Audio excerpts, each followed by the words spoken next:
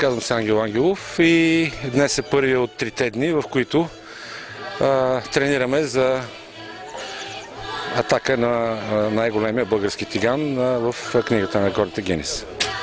Откъде ви дойде тази идея? Идеята не е просто тигана, идеята е място, където да се събират приятели, където да прекарат приятно време около огъня.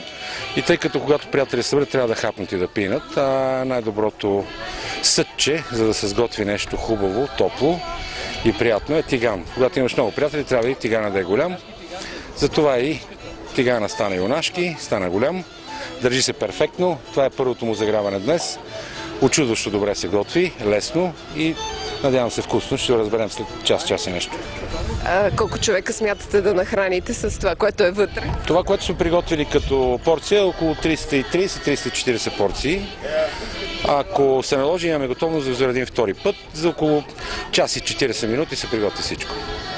Преди малко разбрахме, че сте издали някаква книга. Кажете ни малко повече за това.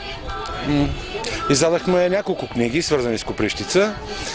Една от тях е автобиография на господин архитект Велю Дебелянов, който е бил архитект на Копривщица, почен архитект и който е един от хората, които са задвижили това Копривщица да стане град-музей. Уникална книга.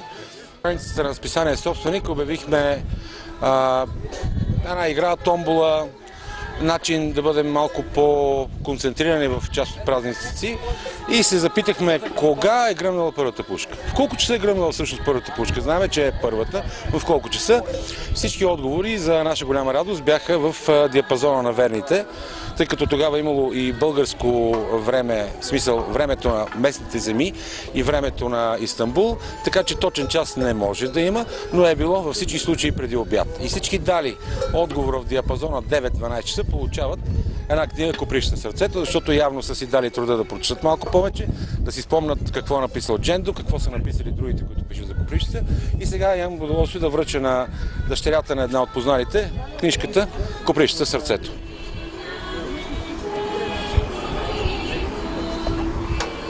Заповядайте. Пожелавам успех на всички начинания. Мерси. Това е вино от Братя Николови, Белене. Бутилирано с Свищов.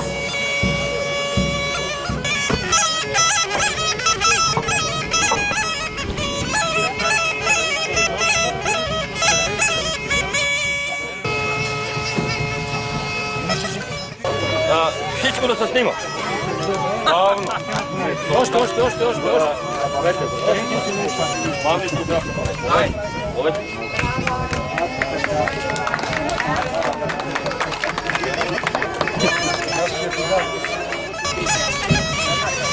Мартинес.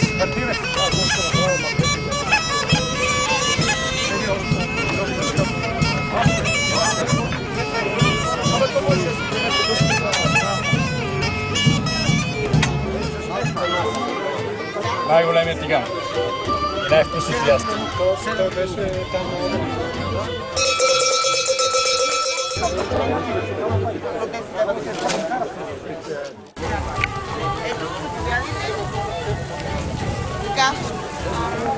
Свински късчета с 5 вида лук, малко магданоз и много хубаво червено вино. Питай!